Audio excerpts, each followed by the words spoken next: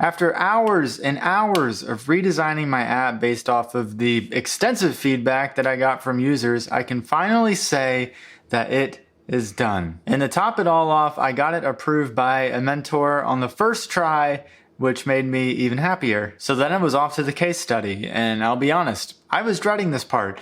This is where I document the entirety of my project, writing this report talking about the challenges that I faced and the rationale for why I made different design decisions.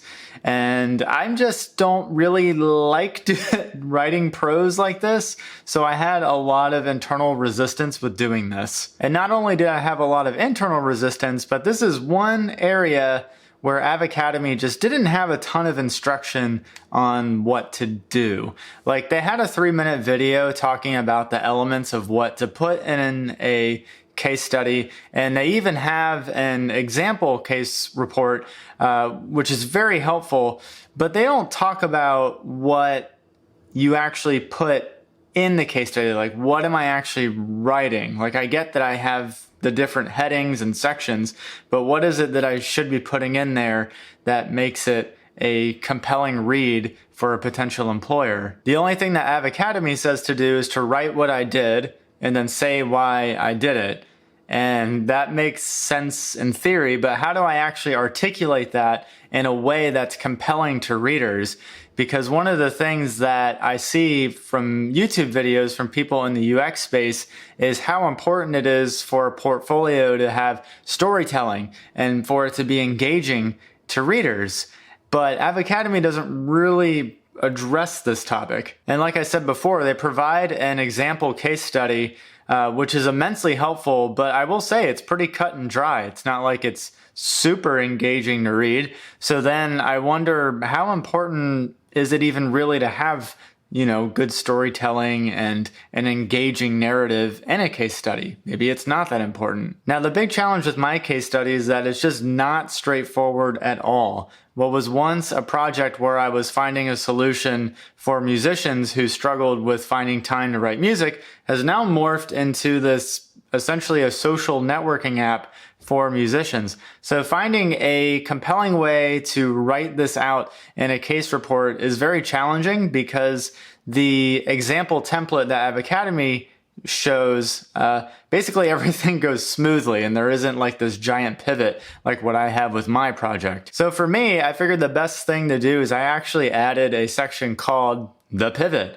where I talk about the moment where I decided to pivot my idea from finding a solution to finding time to finding a solution to help musicians collaborate and network. And so I figured it just made sense to put a category like that to talk about that.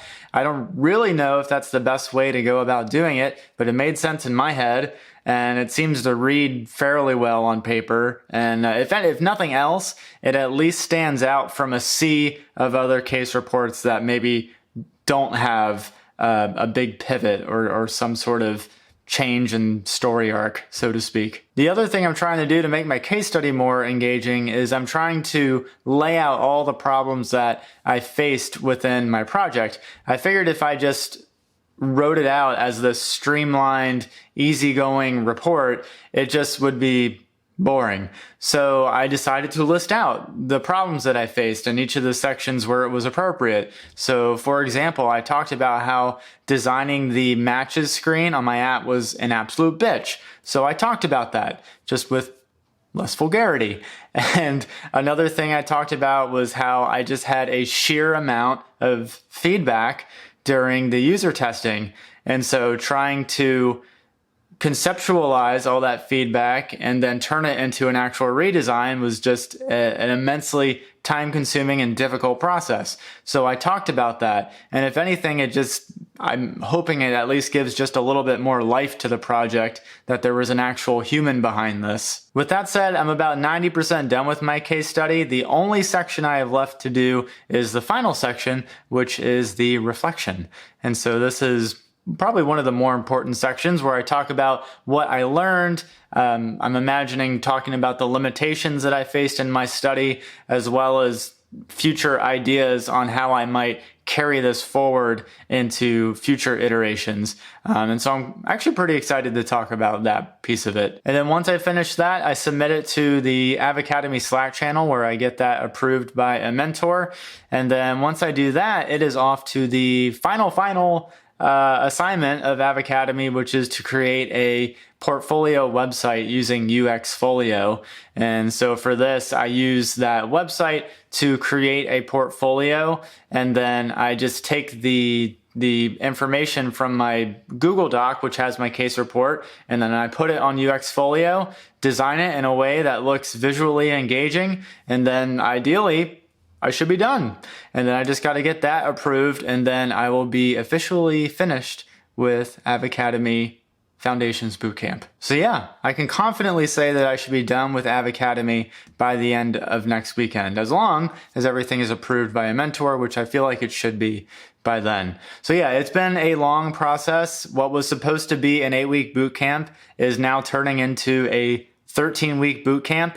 But I will say that even though it has taken me a lot longer than maybe some of the other people in this program, I will say that I have learned a tremendous amount in the process. And I think that I learned more by taking more time with it, especially since this is essentially my first time ever doing some sort of UX work before. I feel like for me, it's important to grasp all of the nuances of it and take my time with it versus trying to just rush through it and give a finished product. And so I feel like the quality of work that I'm submitting now is just a lot higher, and I'm a lot more proud of the work that I've done compared to if I were to have just rushed it and tried to make the 8-week deadline. But yeah, if you would like to learn more about Avocademy, I have a link in the description below. It is an affiliate link, so if you want to support this channel, then that is a great way to do so. And if you want to save some money off of the Foundations Bootcamp, you can use the code SAVE100, and that will save you $100 off of the Foundations Bootcamp. And as far as I know, that should still be a functioning link, or at least it says so in the course, so you can use that. And I'll be sure to keep you updated as I continue through finishing up with this course. And I'll continue this along as I move forward into the Career Jumpstart program. And I'll talk about my interview process and everything UX as I transition from becoming a UX designer from being a physical therapist. And until next time, I will see you in the next video. Take care.